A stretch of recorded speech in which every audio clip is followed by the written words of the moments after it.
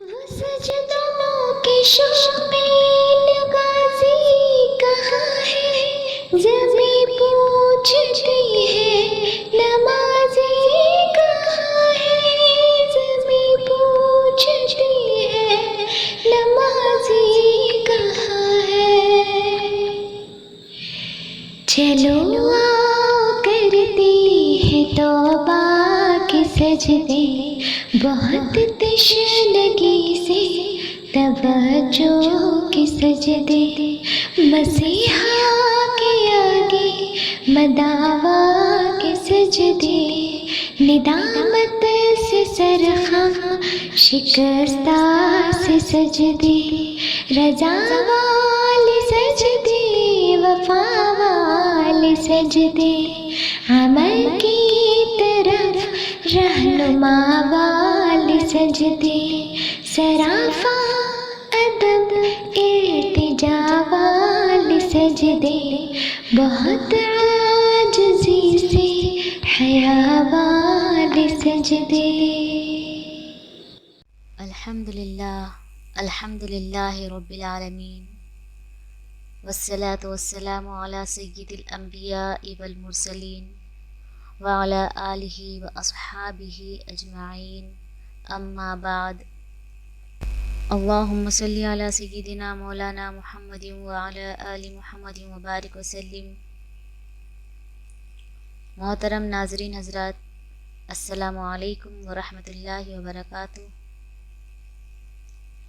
اللہ کو اپنا بنا لو، اس پروگرام میں ہم آپ تمام کا خیر مقدم کرتے ہیں۔ عزیز ناظرین حضرات، کافی عرصے کے بعد ہمارا پروگرام شروع ہوا ہے اور ہم نے ابتدائی 3 ایپیسوڈ میں بسم اللہ الرحمن الرحیم پڑھنے کی اہمیت کو سمجھا، جانا اور اللہ تبارک و تعالیٰ کی کئی نعمتوں کا ذکر کرتے ہوئے اس کی حقیقت کو سمجھنے کی کوشش کی۔ ناظرین کی جانب سے بہت محبت ہمیں ملی، جس کے ہم بے حد شکر گزار ہیں۔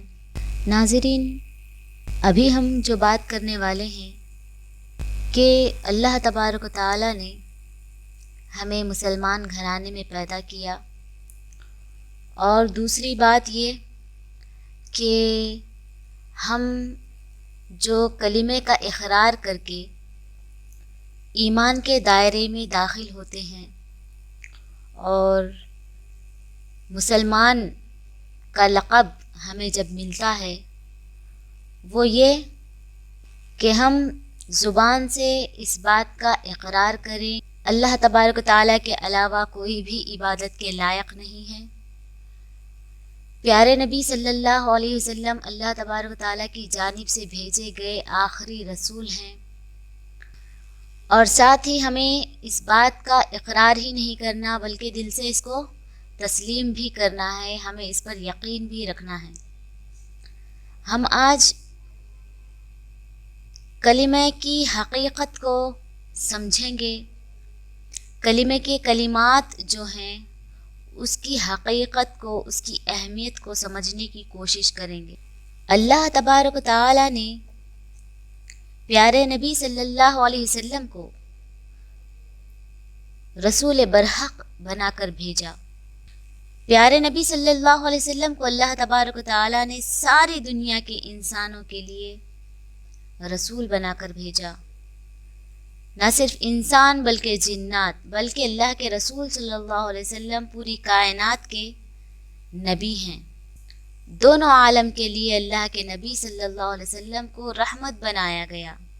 اللہ تبارک و تعالیٰ کلام پاک میں ارشاد فرماتے ہیں کہ اے نبی صلی اللہ علیہ وسلم، ساری دنیا سے کہہ دیجئے کہ میں تمہارا رسول ہوں، ساری دنیا کے انسانوں کو گمراہی سے نکال کر روشنی کی طرف لانے کے لیے، ہدایت کی طرف لانے کے لیے۔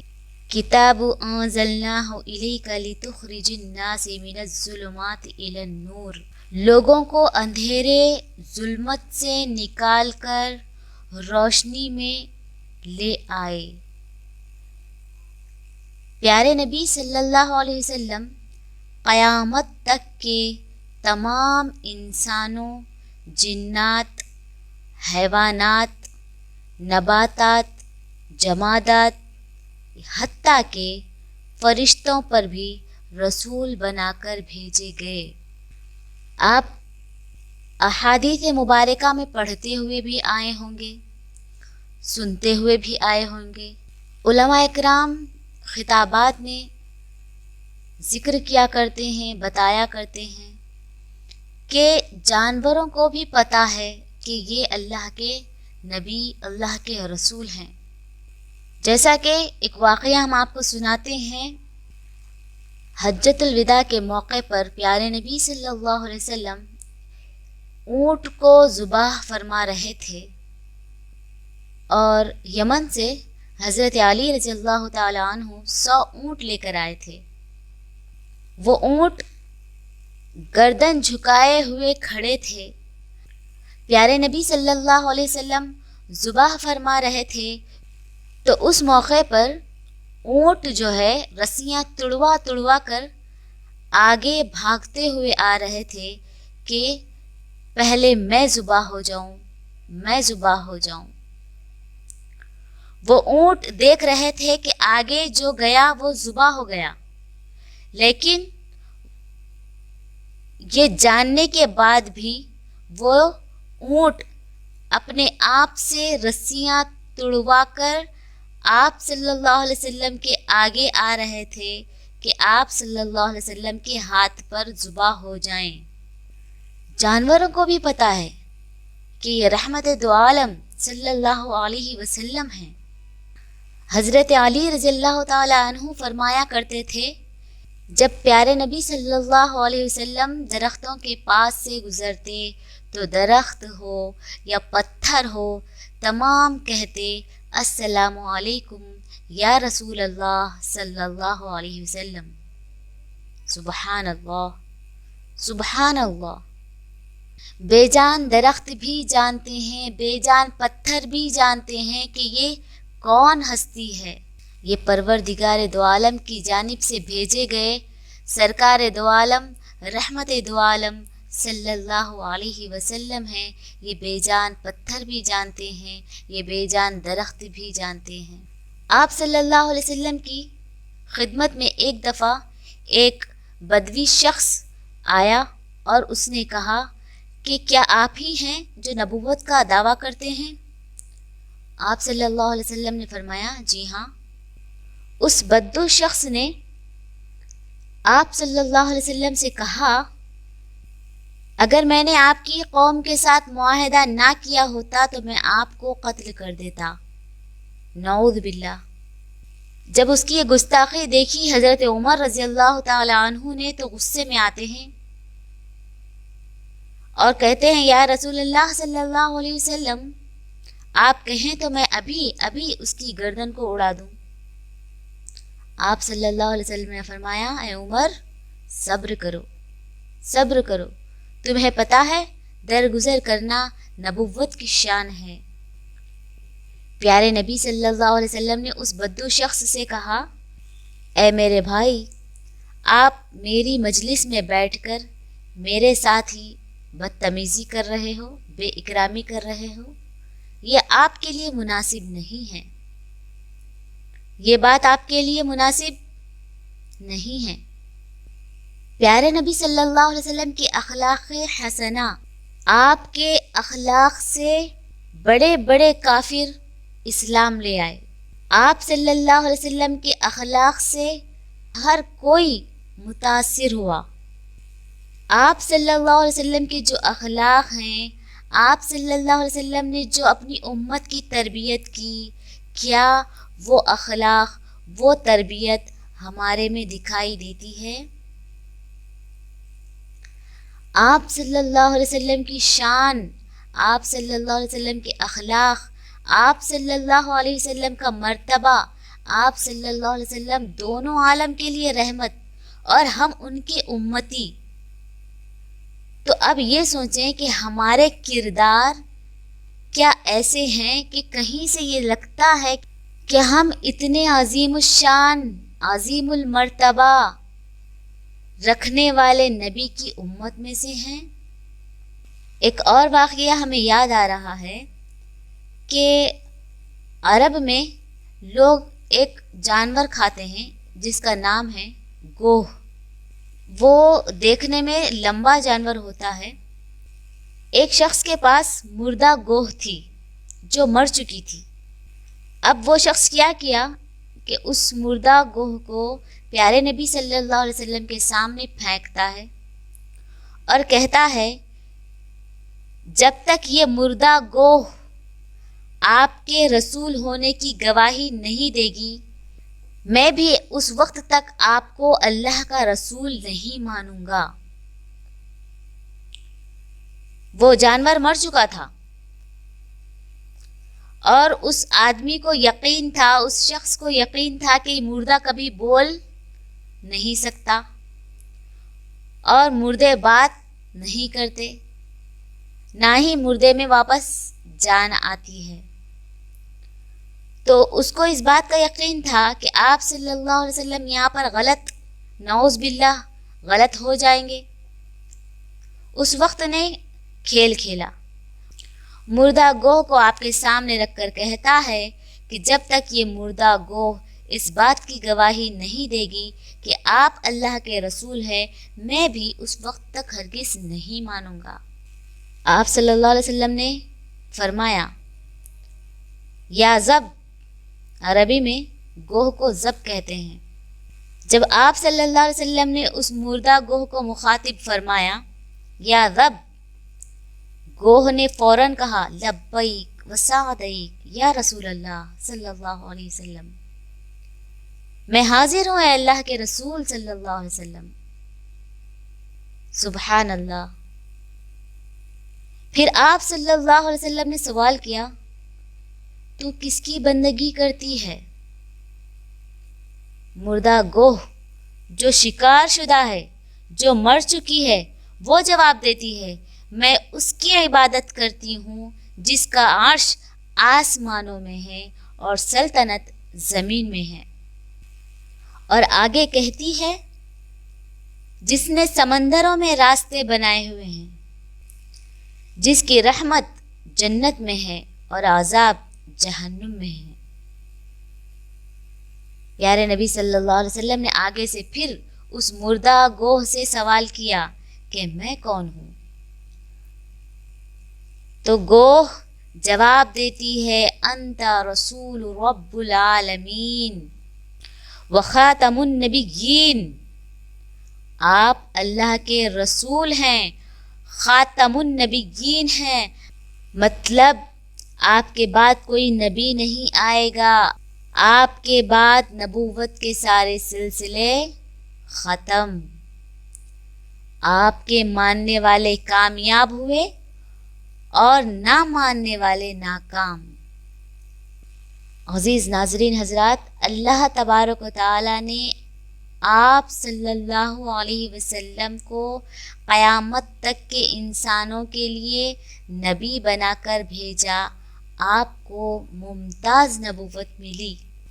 پیارے نبی صلی اللہ علیہ وسلم کا مقام بہت بلند ہے اور ہمارے پیارے نبی صلی اللہ علیہ وسلم کی ہم امت میں سے ہیں۔ اللہ تبارک و تعالیٰ نے ہمیں بھی بہت افضل، بہت اعلیٰ مقام دیا ہے، اور پیارے نبی صلی اللہ علیہ وسلم پر جو کتاب نازل ہوئی ہے قیامت تک کے انسانوں کے لیے، وہ کتاب ہدی للناس، یعنی کہ تمام انسانیت کے لیے ہدایت ہے۔ عزیز ناظرین حضرات، ہم جب کلمہ پڑھتے ہیں تو ہم اس کلمے کے مطلب کو تو جانتے ہیں، لیکن ہم اس کلمے کی حقیقت کو اپنے دل میں نہیں اتار رہے ہیں۔ یقین جانیے ہمارا کلمہ زبان کی حد تک ہی رہ چکا ہے، ہمارے حلق سے نیچے اترا ہی نہیں۔ ہم دنیا میں رغبت دکھا رہے ہیں، دنیا کو پانے کی کوشش کر رہے ہیں۔ ہم دن رات دنیا کو کیسے کمائیں اس فکر میں، اس سوچ میں ڈوبے ہوئے ہیں، اور ہماری محنت بھی اسی کے لیے ہو رہی ہے۔ ہم یہ نہیں کہتے کہ ہم دنیا داری ہی چھوڑ دیں، سب کچھ چھوڑ چھاڑ کر بس مصلے پر بیٹھ جائیں اور دن رات عبادت میں مشغول رہیں، ہرگز نہیں۔ بس ہم صرف اتنا کریں کہ ہماری روز مرہ کی زندگی میں اللہ کی رضا کو شامل کر لیں، پیارے نبی صلی اللہ علیہ وسلم کے طریقے کو اپنا لیں۔ بس یہی ہماری زندگی جو ہے وہ راہ نجات کی طرف لے جائے گی۔ ہم کھانا کھا رہے ہیں، کھانا کھانا ہمارے جسم کی ضرورت ہے، ہماری حاجت ہے، اور اگر ہم کو کھانا نہ ملے تو ہم بھوکے رہ کر مر جائیں گے۔ کھانا کھانا دنیا کا کام ہے، لیکن ہم اگر اس نیت سے کھائیں کہ اے اللہ، یہ جو کھانا ہے وہ آپ کی نعمت ہے، اس پر میں آپ کا شکر ادا کرتا ہوں یا کرتی ہوں، یا اللہ اس کا میں بھرپور فائدہ اٹھاؤں گا یا اٹھاؤں گی، اس سے مجھے جو بھی طاقت ملے گی میں اس طاقت کو آپ کی رضا کے لیے خرچ کروں گا، میں اس طاقت سے اچھے کام کروں گا یا کروں گی، آپ کی رضا والے کام کروں گا یا کروں گی۔ کھانا کھانا دنیا کا کام اور یہ جسم کی ضرورت، پھر بھی اللہ تبارک و تعالیٰ اس پر ثواب عطا فرمائیں گے۔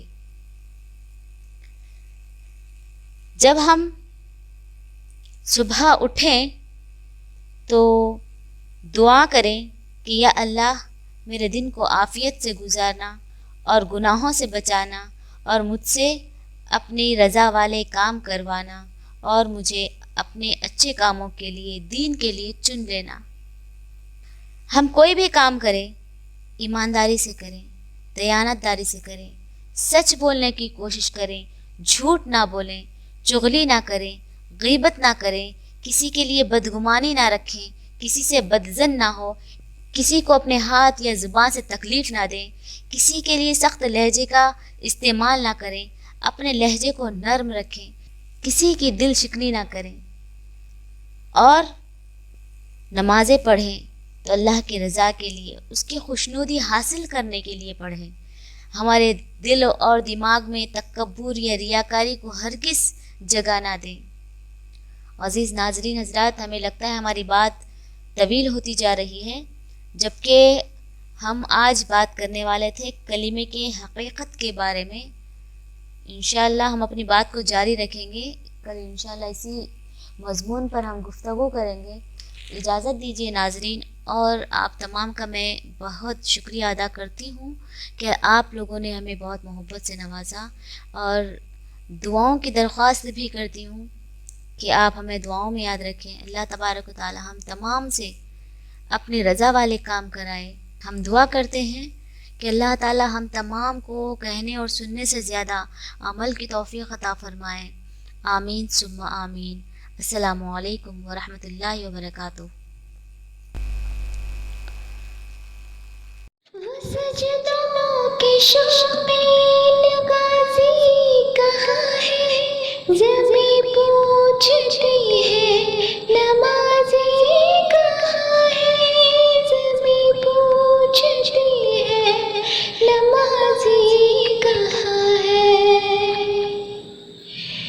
چلو آؤ کرتے ہیں توبہ کے سجدے، بہت تشنگی سے توجہ کے سجدے، مسیحا کے آگے مداوا کے سجدے، ندامت سے سرخم شکستہ سے سجدے، رضا والے سجدے، وفا والے سجدے، عمل کی طرف رہنما والے سجدے، سراپا ادب ارتجا والے سجدے، بہت عاجزی سے حیا والے سجدے۔